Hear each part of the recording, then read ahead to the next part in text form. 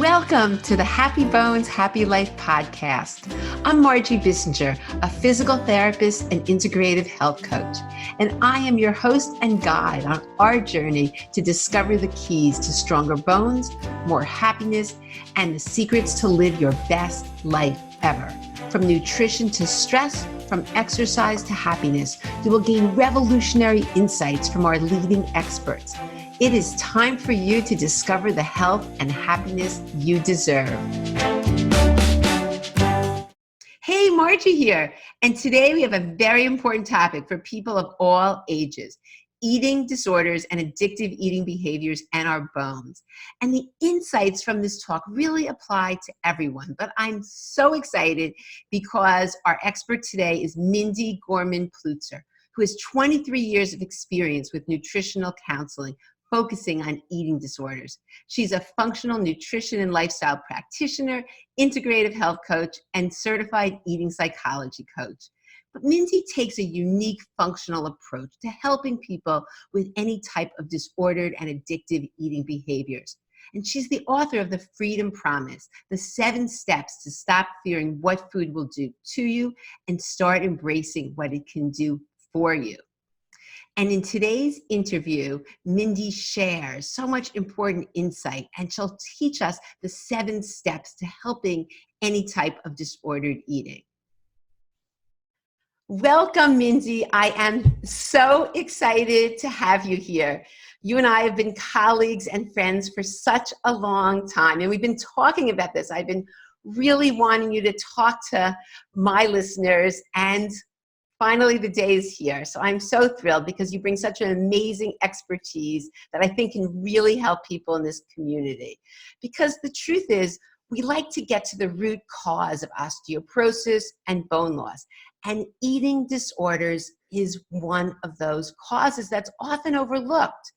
And if we don't address the underlying eating disorder, we're really missing the boat. And that's where you come in, and you just bring this amazing expertise and experience. And I just thank you so much for being here and really excited for our talk today. So why don't we just start out with why you think it's important and why you were excited when I said to you, Mindy, would you come on and talk about eating disorders? Right. Tell me about the connection you see and why you were really happy to be here today.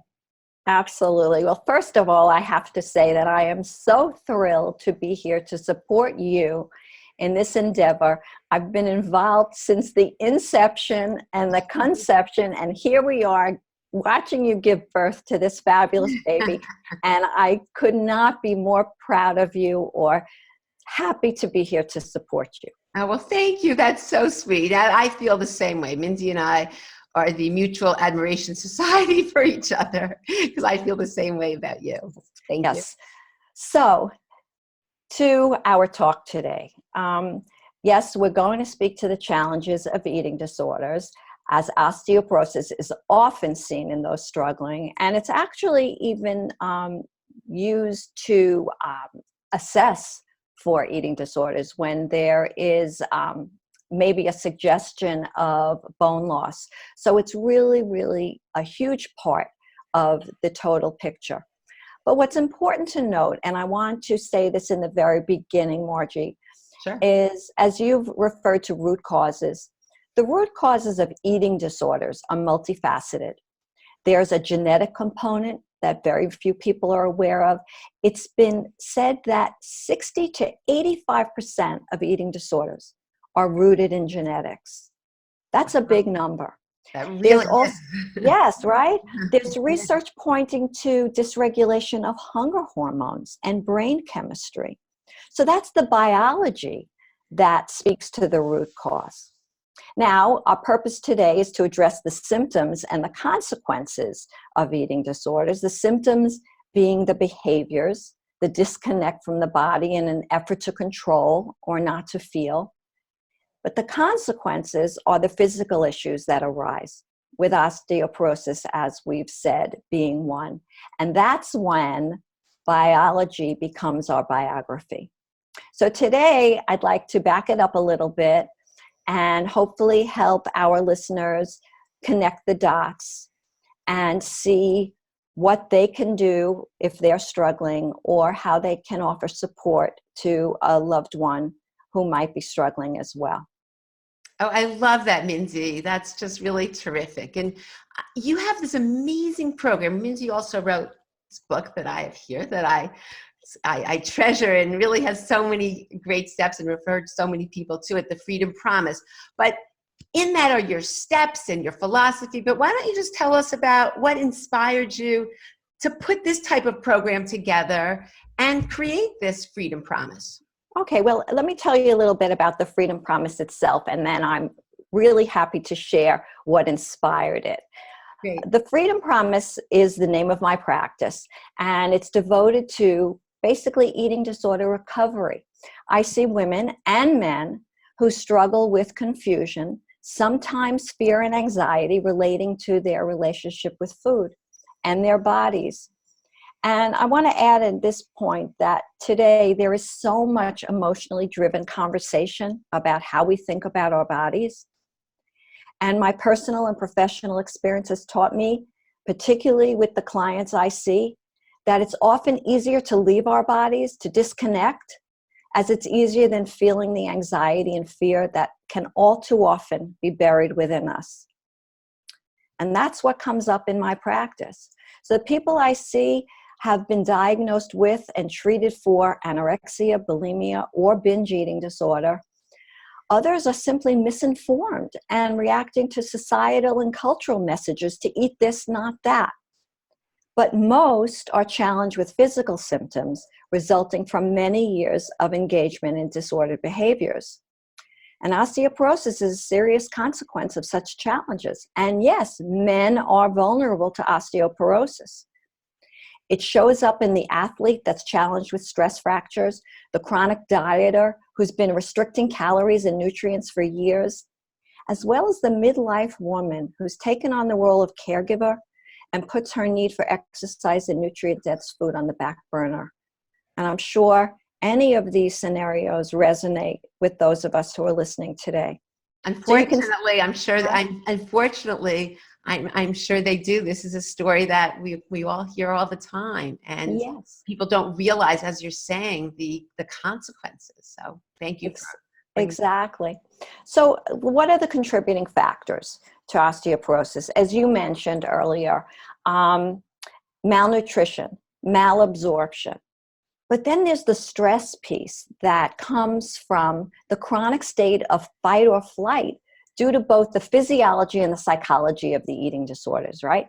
Denying our hunger, eating when we aren't hungry in an effort to self-soothe, behaviors that are designed to purge, punishing exercise, laxative abuse, and vomiting. They're all methods employed to disconnect from what we deem intolerable.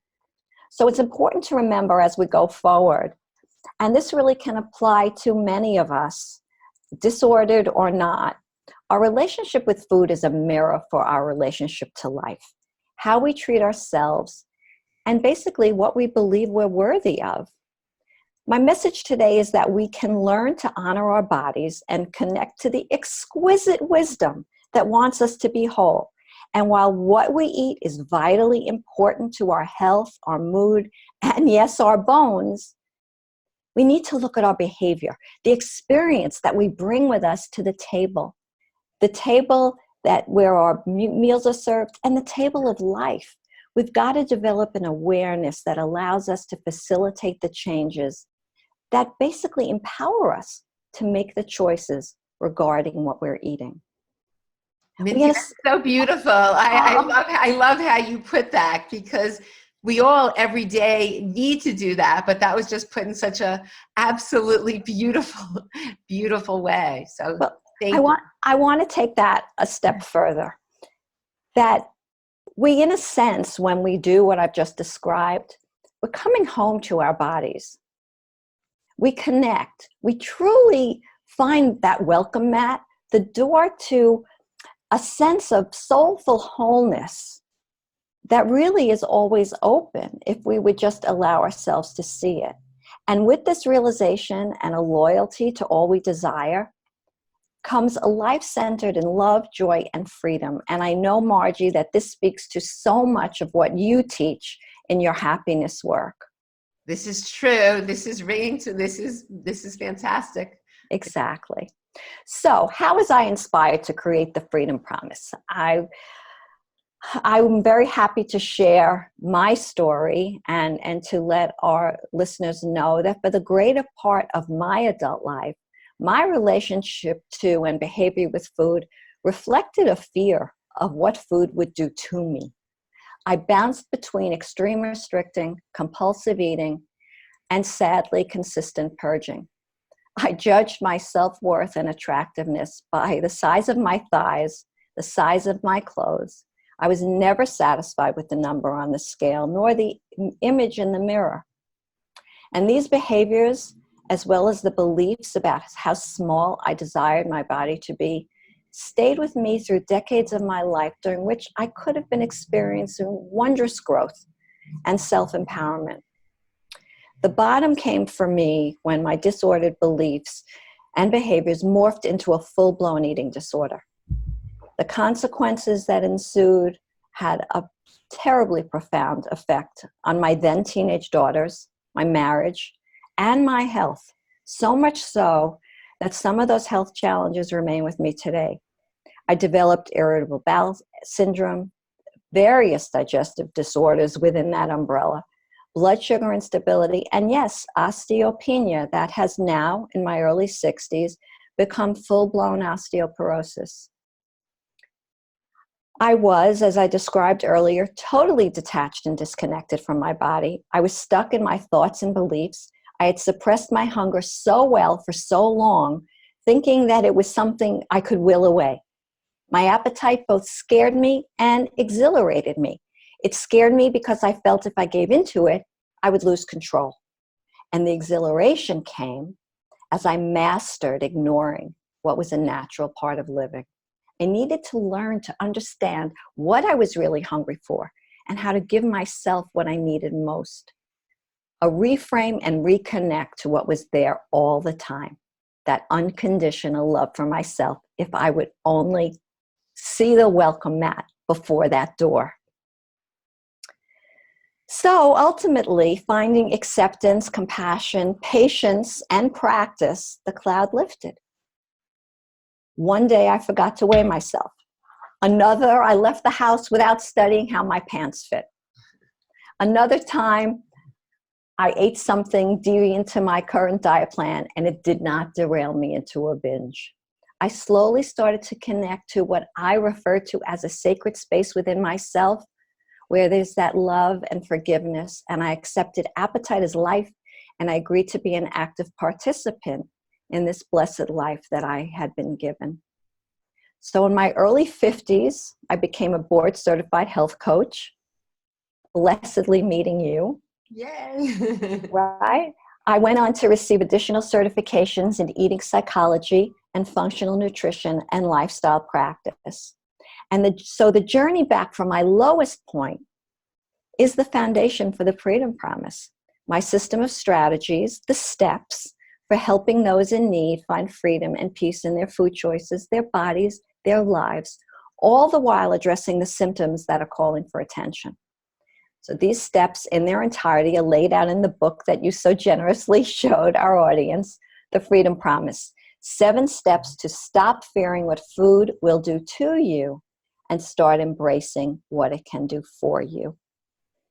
Oh, that's so great. Before we get into, because what I like is that you're going to give us some tangible things, some tangible takeaways that we can put to use right away. But before we get there, why don't you just tell us a little bit how your story has helped you in working with your clients, and why does it play such a big role in the work that you do?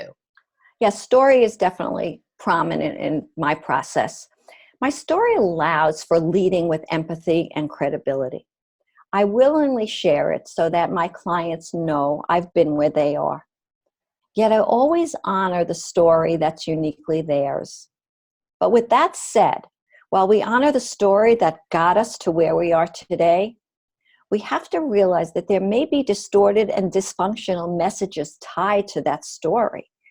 That dysfunction created beliefs, which when triggered, inspire urges to behave in ways that eventually stop serving us well. We've got to learn to step away from the story just enough to let in some light. And that's where the transformation begins.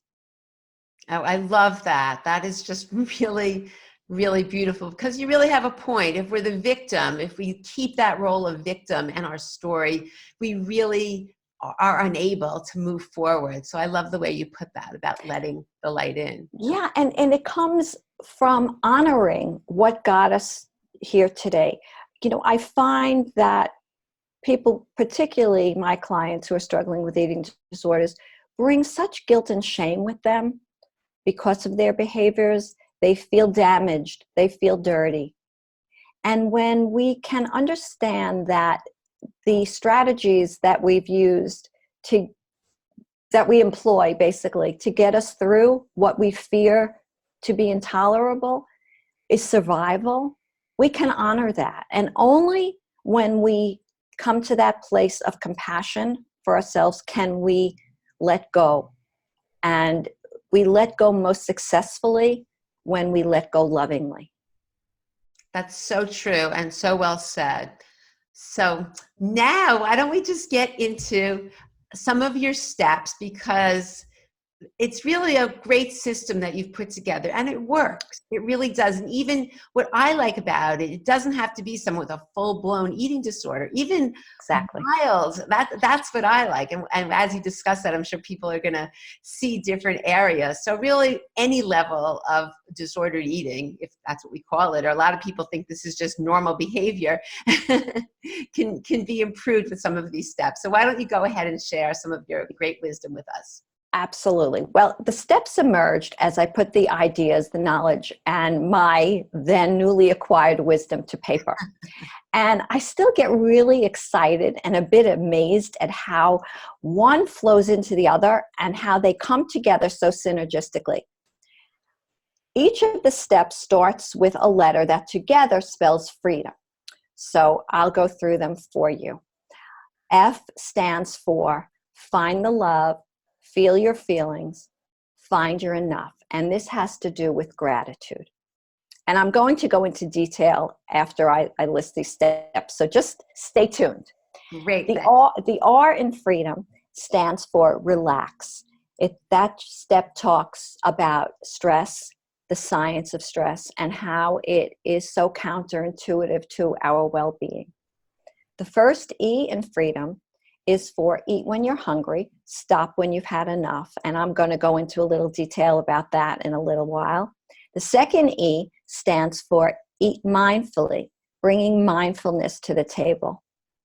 D stands for do something every day that makes your body feel alive. And in this chapter, I talk about honoring our bodies with movement rather than punishing them with exercise designed to make them go away, or perhaps punish our bodies over something that we've eaten that we perceive to be bad. Can we stop for 1 second? Sure. I'm sure people say, oh, I ate that piece of cake. I have to go to the gym and run on that treadmill and then just burn it off. And so I think a lot of people can probably relate to that statement that you just said, that we have to punish ourselves. Yes, Yeah. our bodies want to move, but what we need to do is think in terms of honoring our bodies. I know I say that phrase a lot, but it is really the underlying foundation for everything that we do. So honoring what makes us feel the best. Some people, it might be that marathon run, but for others, it might be yoga. It might be Pilates. It might be dancing.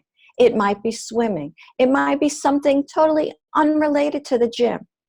What makes you feel alive? What brings your body to a state of joy?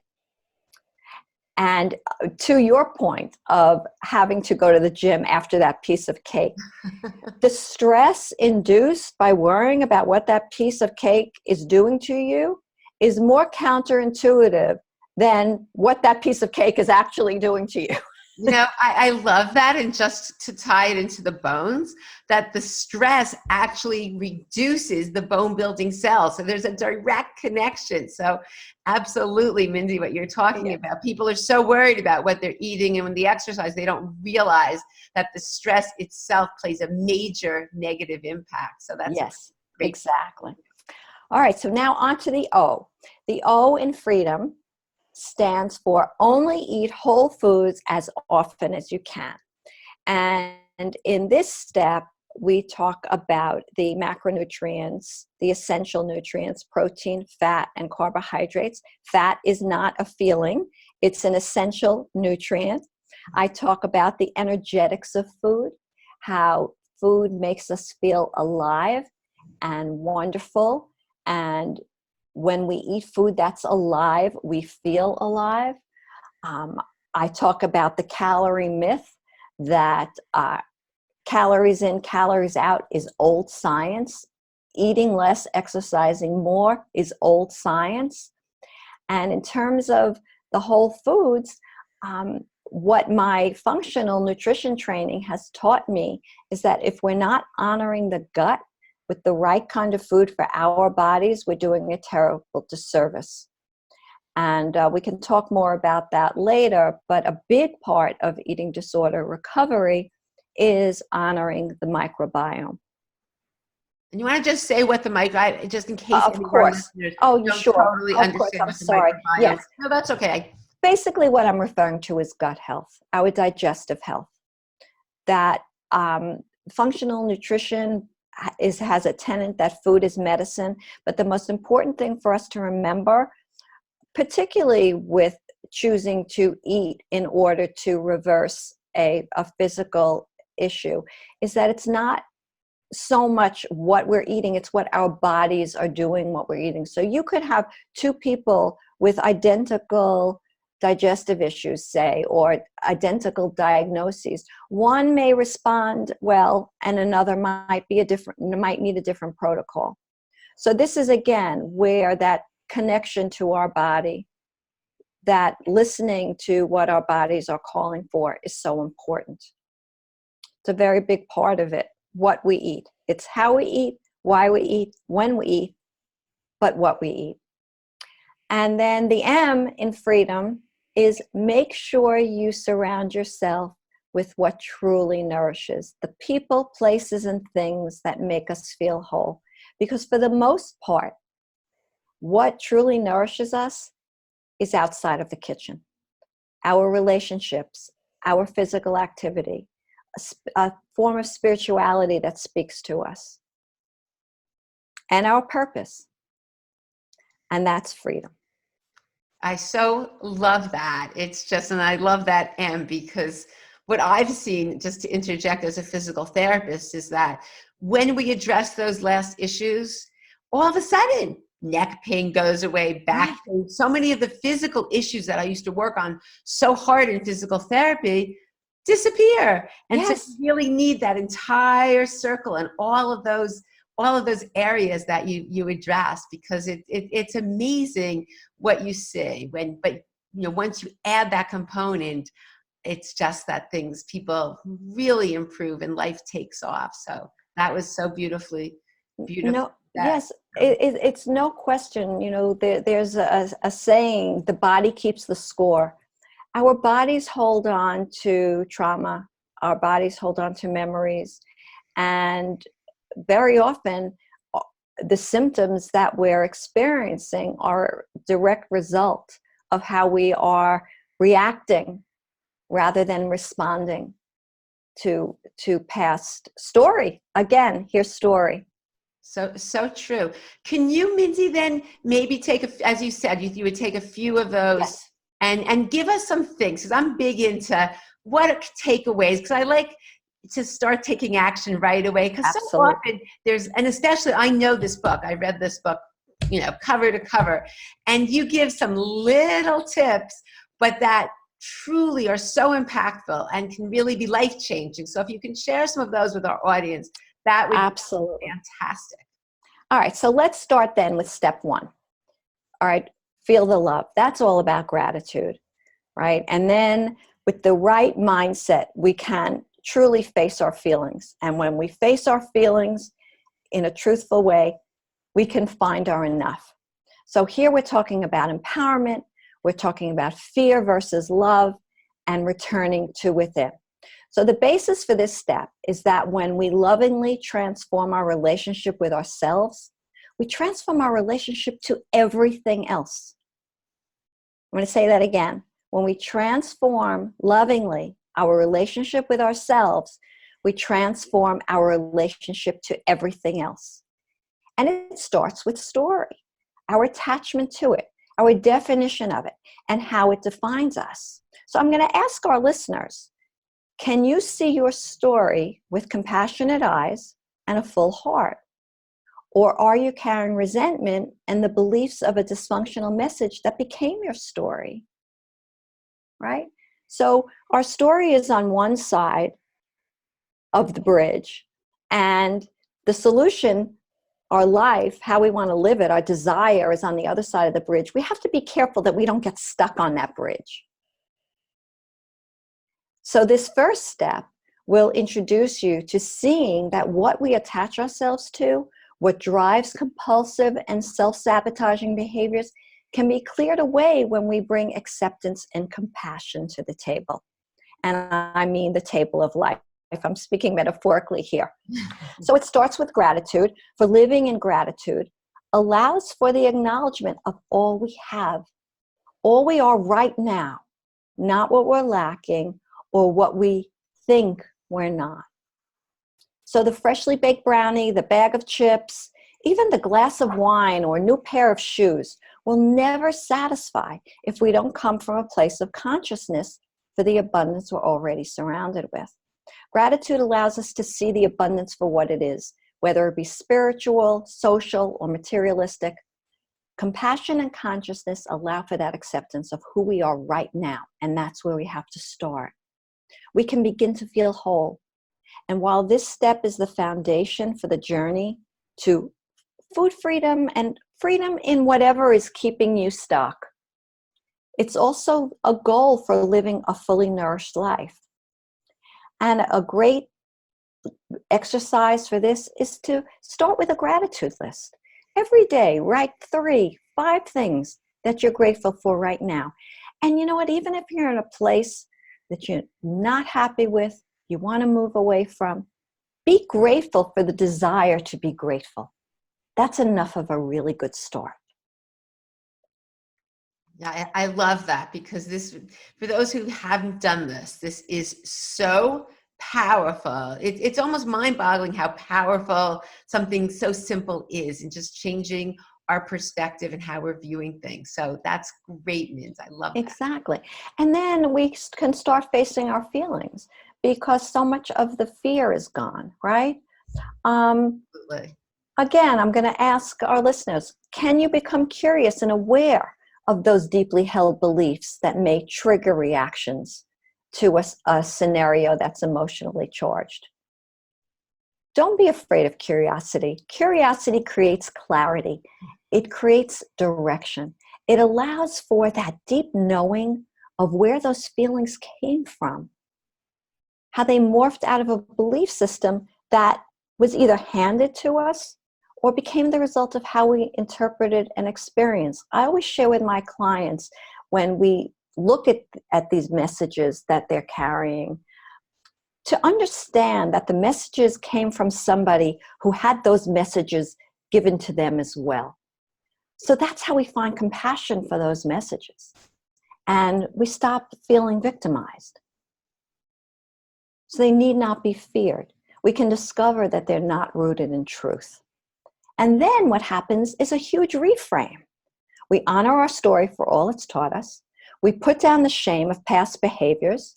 We realize it was the best we could do at the time. And then we begin to write what becomes the more than enough happily ever after. Love it. Yeah, it's a bit woo-woo, but I promise you it works.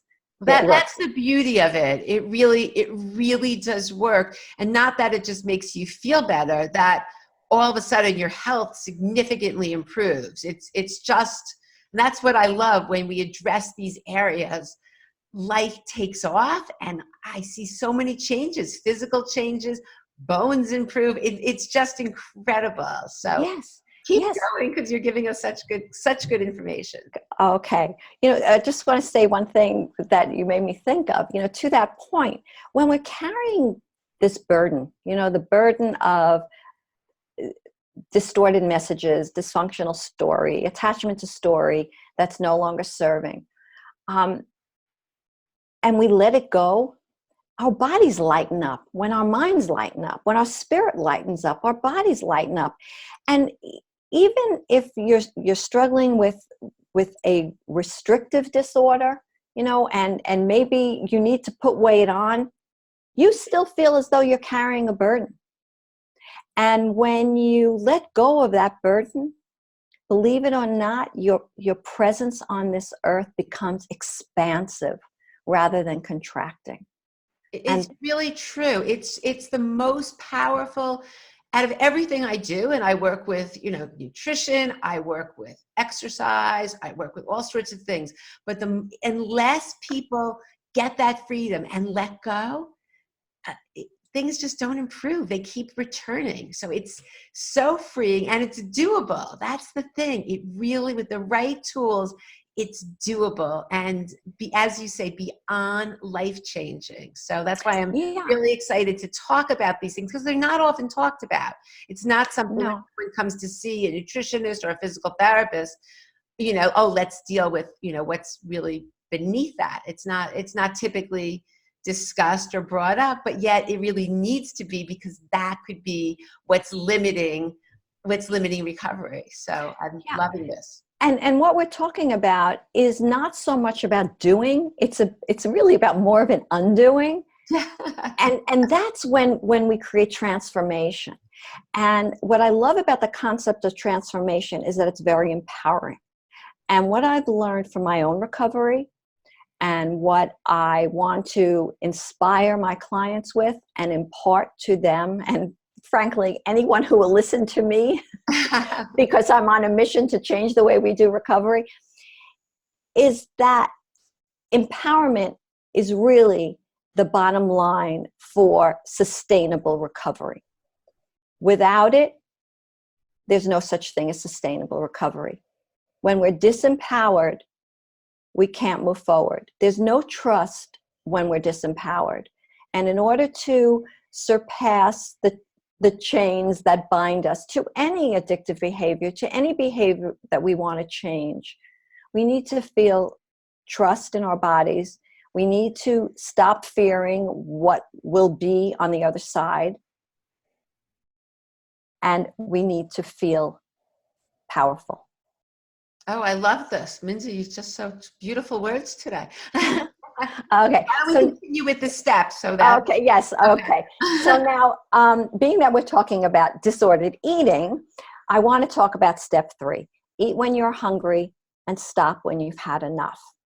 And in this step, this chapter, I talk about the different types of hunger, because there are 3 that I address. Number 1 is healthy hunger, physical hunger, okay? Physical hunger is driven by hormones. It's a basic need and function of healthy physiology, right?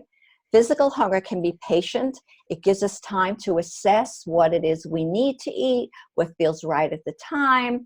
We can say, oh, gee, I'm getting hungry. What do I feel like having today for lunch, right? People that struggle with eating disorders have a very dysfunctional relationship with hunger, all right?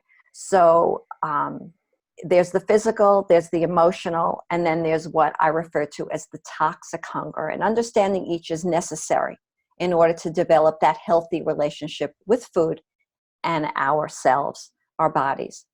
So as I said, physical hunger is driven by hormones. Basic need, we get that. But let's look at it from the lens of the chronic dieter. The person who, say, could be severely underweight, the person who chooses not to eat all day in an effort to be good, but yet finds herself binging at night because she's so hungry, tired, maybe she had a bad day. Okay? From this perspective, hunger becomes another feeling to ignore, to fear. We don't trust it. As I shared in my story, hunger scared me. I didn't trust myself with it because I didn't trust myself. I wasn't listening. We forget that food is foremost a primary source of nourishment. And what happens then when we forget, it becomes a source of either pleasure or punishment. Remember that as newborns, our first experience with warmth and nurturing occur as we're cuddled and fed. We come out of that birth canal into the bright lights in the cold room, and the first experience we have is being fed, whether it's mother's milk or breast milk. And just another fact here, that milk happens to be very sweet. So that turns on those taste buds. So you can blame your cravings on a lot more. Boy, that mom's milk. Exactly. Another thing to blame our mothers for, right? Right. All right. So then, but seriously, so then later on, we develop further, deeper associations with food. Maybe they're memories of a beloved grandmother or a holiday tradition. And these associations can easily morph into unhealthy habits in the way we relate to stress. For example, come home from a bad day, or we're reeling from an uncomfortable encounter, and we devour a pint of ice cream or a bag of cookies. The mind records the process as feel bad, eat, feel better. The hunger signal is totally lost. And the next time we have a bad day, our minds remember this useful behavior. So what's happened is we've learned to seek temporary pleasure in order to avoid immediate pain. The temporary pleasure we receive is indeed chemical, as the highly refined, high-sugar food that we usually go to in such a scenario creates a blood sugar response that is indeed powerful because it creates the sensations of pleasure and relaxation, brain chemistry. And when this response subsides, the emotions return, we go back for more soothing, and the destructive cycle ensues. So now you can begin to understand emotional hunger. The desire is not for the food, but for the emotion it creates, as well as the avoidance of ones that are deemed intolerable. So that's where it's really important to look at the broader context of our behavior with food. It's not so much the food we're craving, it's the feelings or the avoidance of feelings that we're creating. And that feeling of relaxation that comes from self-soothing in such a way. Can I just interject one thing also, since we're Absolutely. today, is that even sugar, which is obviously one of the things that people soothe themselves with, is addictive. And besides being addictive, it can significantly reduces the absorption of calcium and magnesium. Mm-hmm. So just soothing ourselves and adding all that sugar to our diet is going to be really detrimental to our bones. So just absolutely, that absolutely. And the sugar itself is depleting. It depletes our bodies of the B vitamins that we need to metabolize the nutrients. Absolutely. And I was, I'm not going to get into my story, but I'm a recovered sugar addict. So I can totally relate to all this that you're talking about, Mindy. So keep going. Good. I'm glad. All right. So in this instance, it's really imperative to initiate a pause and ask, what's going on? What am I really hungry for? And I'd love to introduce an exercise here that I refer to as the 4 Ds. It's really like a DBT exercise. So the 4 Ds stand for delay, distract, determine, and decide. So the delay is the pause, right? You come home, you've had a bad day, the bag of chips is calling your name. We're going to initiate a pause. And what I've been doing lately is I've been giving my clients a little sand glass, and I give them a 15-minute timer that they have to turn over and wait 15 minutes before they act out.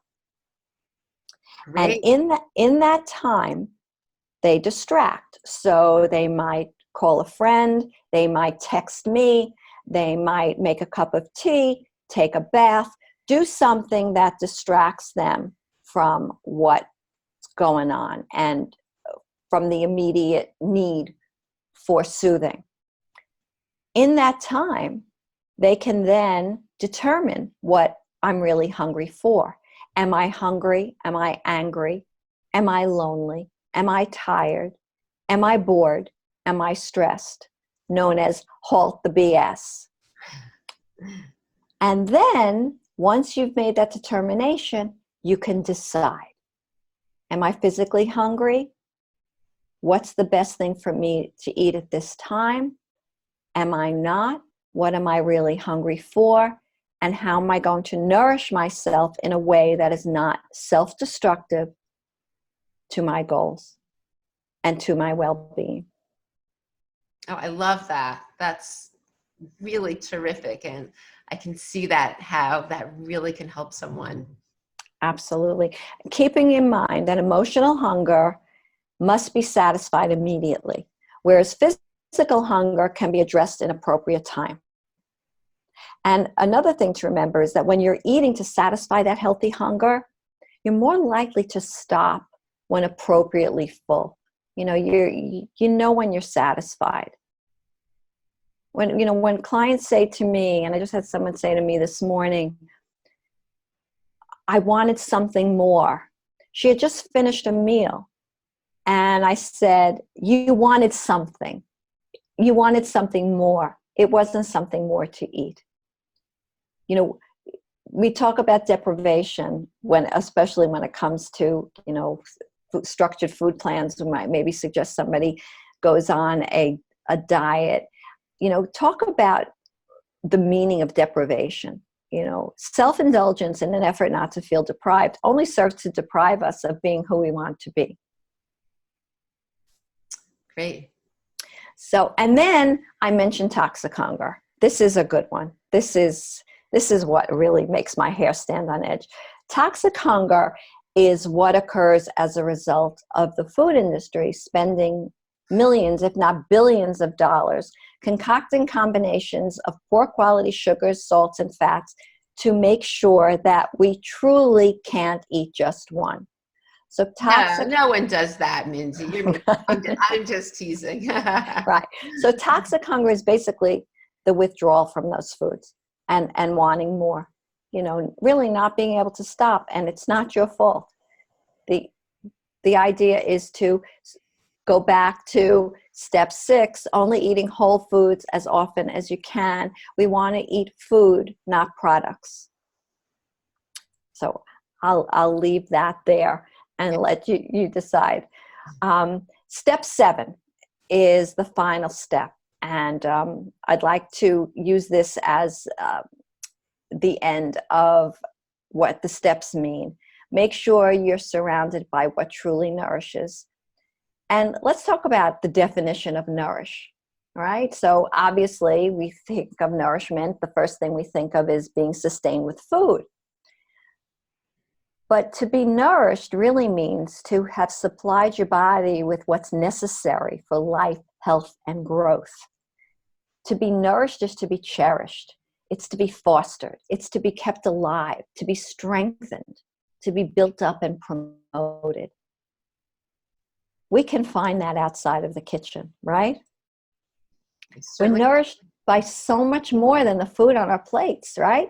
We receive essential nourishment from our relationships, our spirituality, our purpose, of course, our physical activity, right? We're nourished by the experience that surrounds us, the lifestyle choices that we make. And when it comes to food, it's the heartiness and the sentiment of that meal that's as nourishing as the ingredients themselves. There's a difference between participating with joy and acceptance or participating at the table with confusion and uncertainty. The same way there's a difference between eating with pleasure or eating for pleasure. Can you get that difference? Right? When we sit down at the table, we bring our whole selves there and we're experiencing the food and we're eating with gusto and we're eating slowly and we're savoring it and we're aware of how our senses are responding, right? That's when digestion starts in the head, right? Yeah. Unfortunately, a lot of people, Mindy, as you know, people don't even that doesn't even enter their mind. They're just shoving the food in, reading the paper, doing a million multitasks, Right. and not appreciating that moment that can be really so special. So Exactly. Exactly. And that's when we ultimately have the most profound experience with digestion and metabolism, and all that is right. And we're so busy, I get that. I fall prey to that too. There's an emphasis on responsibility, work, child rearing, staying connected. So it's hard to be fully nourished all the time. In order to do so, we've got to focus on more than our bodies. We've got to feed our hearts, our minds, and our spirit. And that's what I hope the steps will do for all of us. Oh, I love that. Mindy, you really just did such a great job explaining all of that. So how can our listeners follow up with this, if this is something that's ringing to their heart and they want to learn more? Well, they can certainly visit my website, thefreedompromise.com. And from there, they can actually download a free chapter from the book. Oh, great. And I believe it's the chapter and step 3, eat when you're hungry, stop when you've had enough. And there I really go into detail about the 3 types of hunger I described briefly. There are action steps to take. There's a journal question. What would it be like for you if you only ate when you were physically hungry? And it's a great exercise to do. There are affirmations, and I think they'll find it really helpful. And what I'd also love to offer our listeners is a complimentary 90-minute breakthrough session with me. Oh, that's so generous, Mindy. That's so very. Yes. Well, this is so close to my heart. The idea of this session is to really help them uncover the number one obstacle that's holding them back from showing up for themselves. They'll leave the experience having learned what it'll take to let go of those self-sabotaging habits and start to support their bodies, minds, and spirits in a way that nurtures and nourishes their healing. All they need to do is email me, mindy@thefreedompromise.com, with the subject line, "I want to stop dieting," and I'll respond to schedule. Oh, that's so nice. That's one of the things, I mean, there's so many things I love about you, but you really care. You've gone through this yourself, and you have this deep desire to help others, and it's just really beautiful, and you're just making such an impact on the world, and you're changing so many people's lives. And I'm just really glad we had the opportunity today to share your messages and so much of your wisdom with everybody listening, because this is really important. And if this doesn't, if this isn't something that's your issue, but somebody, please refer them to Mindy, or make sure that they're doing something. Because what happens is, let's say a teenage child has eating disorders, and we know so many do, and then nothing's done. They're going to end up with so many health issues, but majorly, and when we talk about osteoporosis, their bones are going to be significant bone, issues with bone loss, which could have completely been prevented had we addressed the root cause early on. So you would just do that person it would really be just a wonderful thing to pass on this information any way that you can. So I can't is there anything else you want to end with, Mindy? But I just can't thank you enough. This has been so thank wonderful, and I love your work, and I'm really, we've been talking about this for so long because it has such an impact on the community that I work with, and I'm just so glad that you were here and able to share all of this with all of us. So thank you so much. But if you want to end, if there's anything else you want to tell us before we end, that would be great. Yeah. Well, and to your community, to that midlife woman who's finding herself in the role of nurturer, feeling that she needs some nourishing and nurturing herself, give yourself the gift of self-care. You're worth it. Honor what you're hungry for, everybody. Clear the clutter by deciding what you can let go of, what's no longer serving you well. Sharpen that sense of awareness for what's true and what's not. Include your body in the conversation. and listen to it, even when it's whispering, and know that recovery is not linear. It's an ongoing process. It's about strong support. It's about small steps and ultimately transformative change. And what's the definition of recovery? You might be sitting there saying, well, you know, I don't need to recover. Recovery is about regaining what was lost or stolen. So if you feel that you've lost that little bit of sense of self, it's time to get it back. Your spirit deserves it and your bones deserve it. So if I could just end with an affirmation that I love from Louise Hay, who is my idol. It goes like this. In the infinity of life where I am, all is perfect, whole, and complete. I now choose to calmly and objectively see my old patterns, and I'm willing to make changes. I am teachable. I can learn. I can have fun while doing this.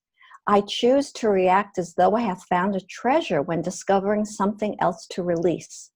I see and feel myself changing moment by moment. Thoughts no longer have any power over me. I am the power in the world. I choose to be free. All is well in my world. Oh, I love that. And that's such a great way to end. So thank you so much. And you and I will be in touch, Mindy, as we always are. But I'd love to hear from our listeners if they have any comments or anything. And hope you do. For those who can benefit from Mindy, you know, please, I hope you get in touch with her. And, well, only a win-win situation. So thank you. So much. Mwah to you too. Thank you. Bye. Bye. I hope you enjoyed today's talk as much as I have. And the good news is that since we recorded this talk, Mindy has created a fabulous new free online webinar called Stop Fearing Food and Start Loving Your Body, an unconventional approach to say goodbye to your disordered eating for good. And that's going to be on September 11th and September 14th. So the links for that to sign up are in the show notes, as well as all the other offers that Mindy was so generous to give this community. So look forward to seeing you next time.